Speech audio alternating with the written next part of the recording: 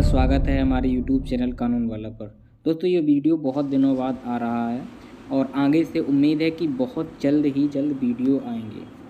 इस वीडियो में हम लोग AIB एग्ज़ाम 2017 में जो हुआ था उसके क्वेश्चन पेपर को सॉल्व करेंगे। तो इसमें हम लोगों के कुल 15 क्वेश्चन रहने वाले हैं, जिसे हम लोग हिंदी और इंग्लिश दोनों लैंग्वेज में कवर करने वाले हैं। क्योंकि पिछले वीडियो जो हमने बनाए थे उसमें ज़्यादातर जो हमारे साथी हैं उनका कहना था कि इंग्लिश में भी बता दीजिए, क्योंकि इंग्लिश वालों की संख्या भी ज़्यादा है और हिंदी वालों की कम है, तो इसलिए इंग्लिश और हिंदी दोनों में हम लोग कवर करने वाले हैं।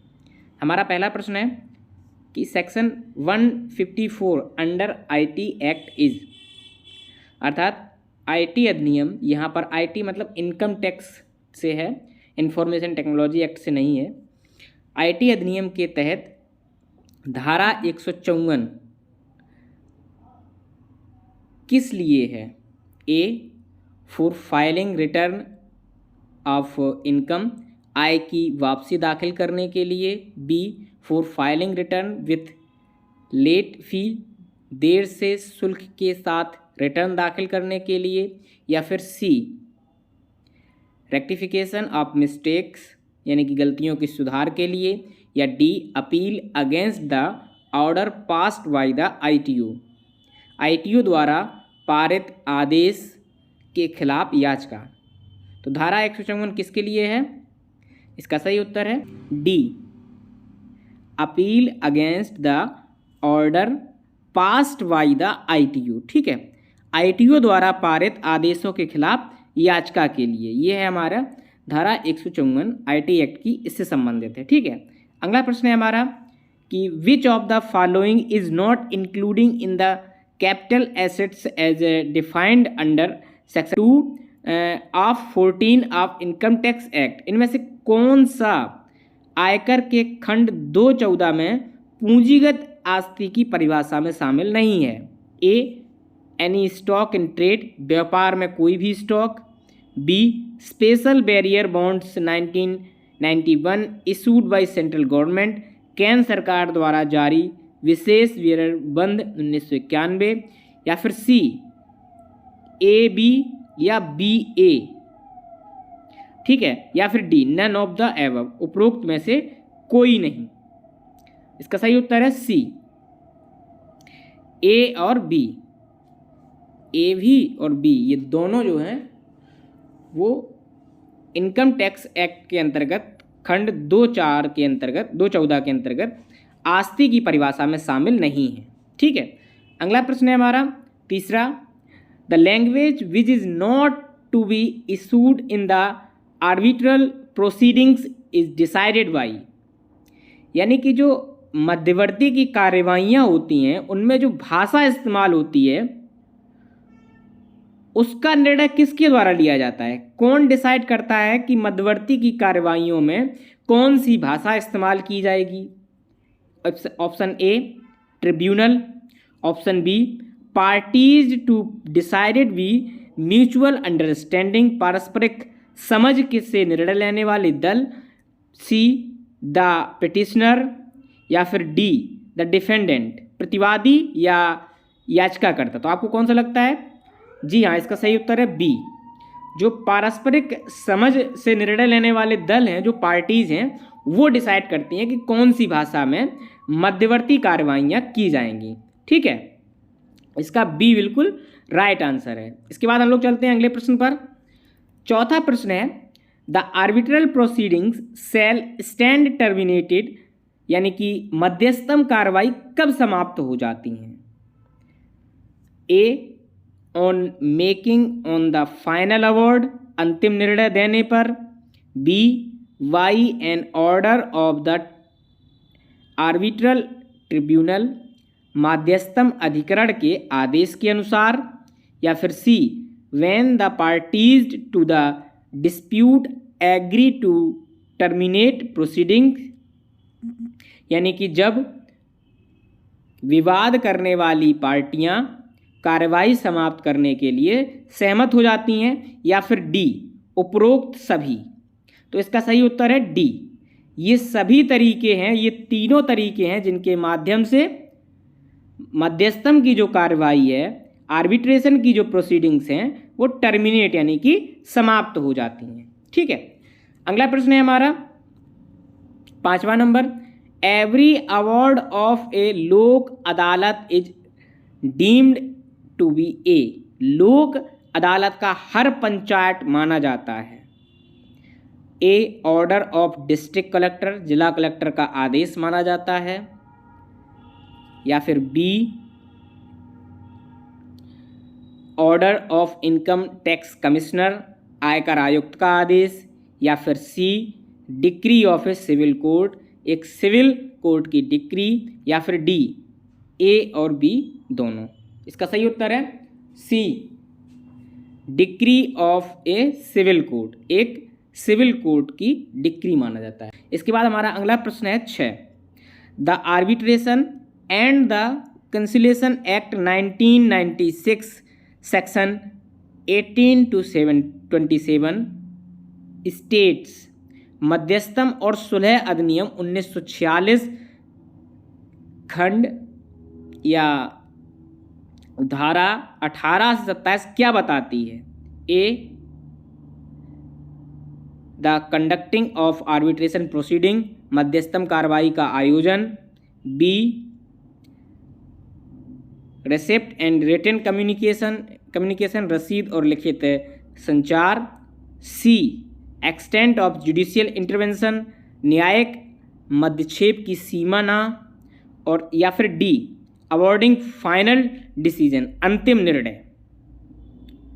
तो मध्यस्थम एवं सुलह अधिनियम यानी कि आर्बिट्रेशन एंड कंसिलिएशन एक्ट 1996 की धारा 18 से 27 तक क्या बताती हैं? इसका सही उत्तर है ए,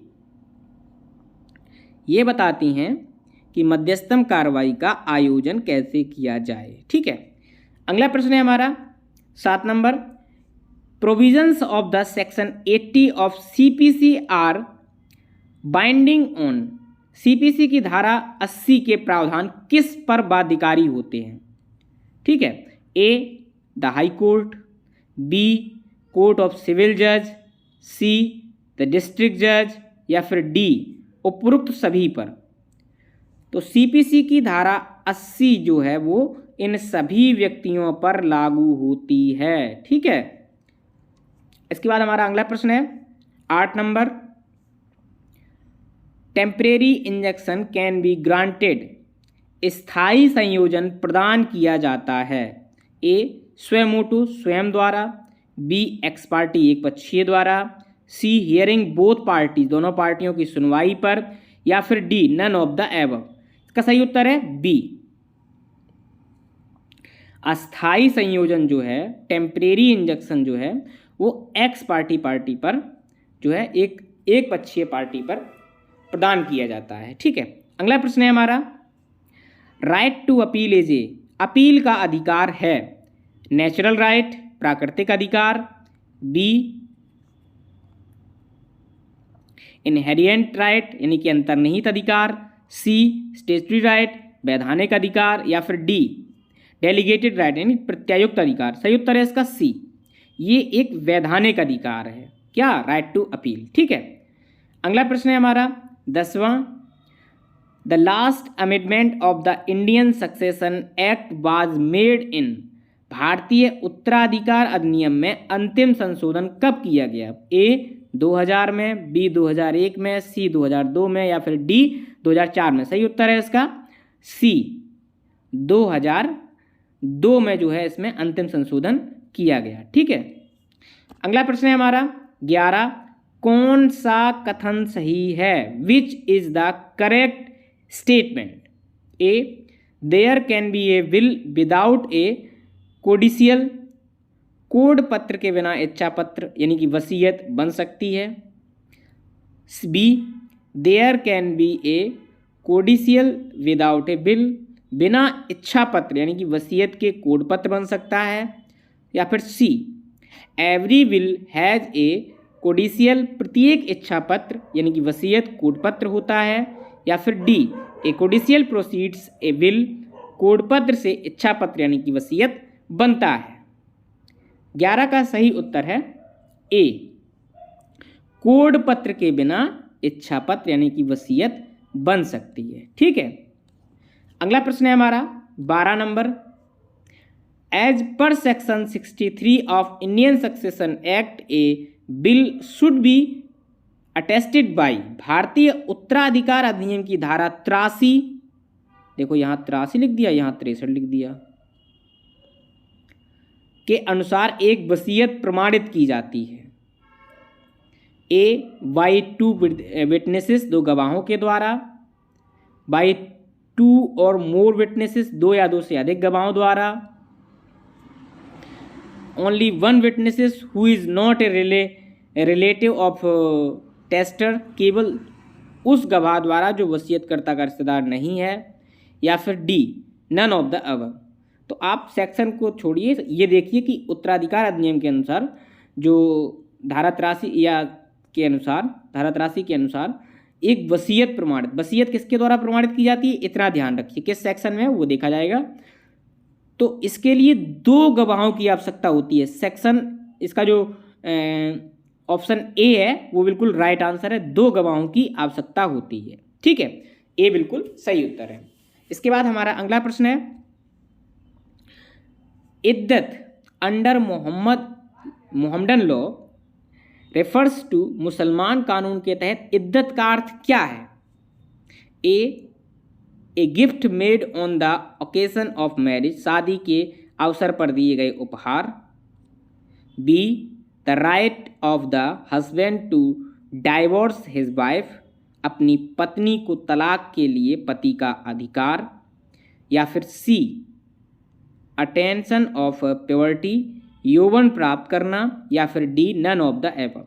अब इद्दत काल क्या होता है आप लोग अच्छी तरह से जानते हैं। इद्दत काल वो होता है जब एक पति द्वारा अपनी पत्नी को तलाक दिया जाता है मुस्लिम लॉ के अंतर्गत, तो कुछ समय के लिए उस महिला को जो है कुछ शादी नहीं करनी होती है और कुछ समय का पालन किया जाता है। तो इसी समय को, इसी जो है टाइम को इद्दत काल कहा जाता है। तो इसमें से कोई ऑप्शन नहीं है, तो इसका सही उत्तर है D none of the above, इनमें से कोई नहीं। ठीक है, अगला प्रश्न है हमारा 14 number. Under the Christian marriage act of the marriage registrar for any district is appointed by, ईसाई विवाह अधिनियम के तहत किसी भी जिले के लिए विवाह रजिस्ट्रार किसके द्वारा नियुक्त किया जाता है। A state government, B central government, C the clergyman of the church के पादरी, या फिर डी हाई कोर्ट जज, उच्च न्यायालय के न्यायाधीश के द्वारा। तो आप चाहे क्रिश्चियन मैरिज हो या हिंदू मैरिज हो या मुस्लिम मैरिज हो, किसी के भी अंतर्गत जो जिले में विवाह रजिस्ट्रार नियुक्त किया जाता है वो स्टेट गवर्नमेंट के द्वारा यानी कि राज्य सरकार के द्वारा नियुक्त किया जाता है।